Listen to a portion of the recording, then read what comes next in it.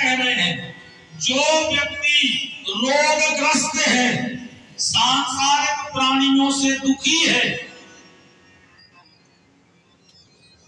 वह भी यदि भाव सहित देवी पुराण की कथा को श्रवण करे, पूजन करे, मनन करे और चिंतन करे, तो उसके सांसारिक सारे के सारे रोग दोष मिट करके संसार के सभी कार्यों में विजय होकर के इस लोक में भी वह आनंद को प्राप्त करता है। ऐसी देवी भागवत और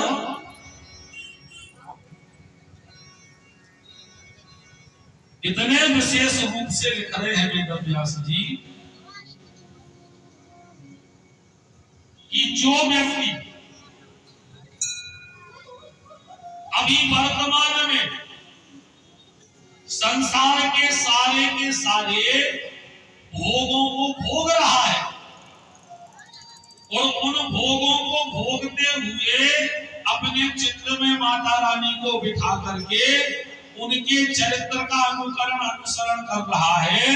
या उनकी सेवा भाव पूर्वक कर रहा है, वो क्यों कर रहा है? क्योंकि तस्मै पूजिता पूर्व भवे भवानी सदगंध पुष्पैरथ चंपकैश्च बिल्वैस्तनैस्ते भुवि भोग युक्ता नृपा भवन्ति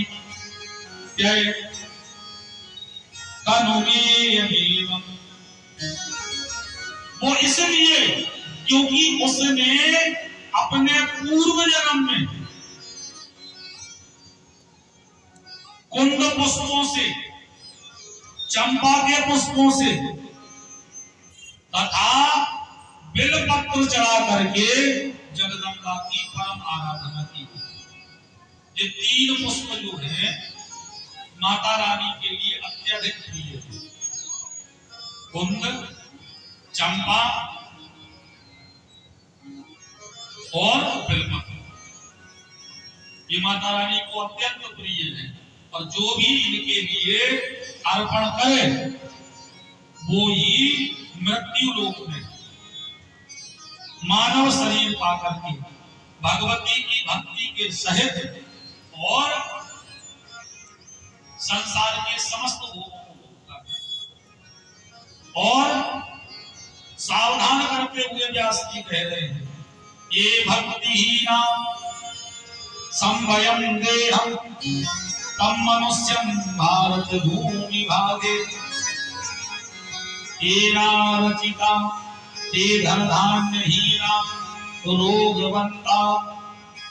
संतति वर्जिता। जो मनुष्य भूमि पर जन्म पाकर के जगदम्बा की आराधना नहीं करता है और जगदम्बा के चरित्र को जानते हुए भी उनकी शरण में नहीं जाता है, उसका जीवन रोग दोषों के साथ दूसरे मनुष्यों की सेवा करते हुए अर्थात दूसरे मनुष्यों का दास बन करके रह करके ही उसका जीवन व्यतीत हो जाता है। जब तुम्हारे लिए पता है कि अकेले पृथ्वी की नहीं, तीनों लोगों की, तीनों लोगों की नहीं, पूरे ब्रह्मांड की, और पूरे ब्रह्मांड की नहीं, अखिल ब्रह्मांड की स्वामी जगत माता है, तो तब भी हम उनको छोड़ के और अगर खारों की भभूत खाद फिरे बता ये नरवाई के ऊपर तो फिर हम मूर्ख हैं, हम मूर्ख हैं। इसीलिए भ्रमंती नित्यम किलम दशा भूता आज्ञा कर्म के विलंबारवाहा विद्यान संस्वार्थ पराकदा नैव नभु कैदर पूर्ति मार्गम। इसीलिए संसार में जगदम्बा को छोड़ के कहीं और चित्र लगाने से पहले उनके प्रभाव को जानना बहुत आवश्यक है। वेद व्यास जी यहाँ तक लिख रहे अंधाश्चैव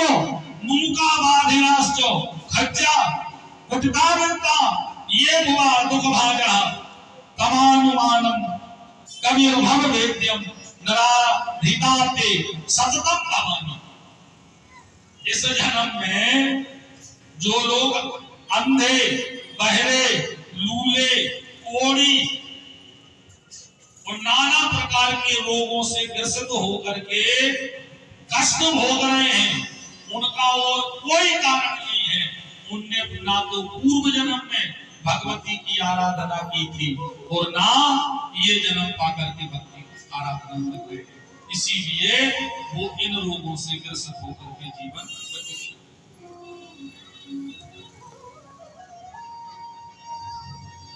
इसीलिए जो लोग वर्तमान में राजोचित भोग युक्त ऐश्वर्य संपन्न वैभवशाली दिखाई पड़ रहे हैं, जिनका सम्मान किसी पद पर ना होते हुए भी, राज पद पर बैठने वाले लोग भी जिनका सम्मान कर रहे हैं, जिनके आगे नतमस्तक हो रहे हैं और कोई कारण नहीं है, उन्होंने अवश्य ही अपने पूर्व जन्म में जगदम्बे की आराधना की है। इसीलिए उनके लिए आज संसार में उच्च पद प्राप्त ना होते हुए भी सब जगह सम्मान प्राप्त हो। इसीलिए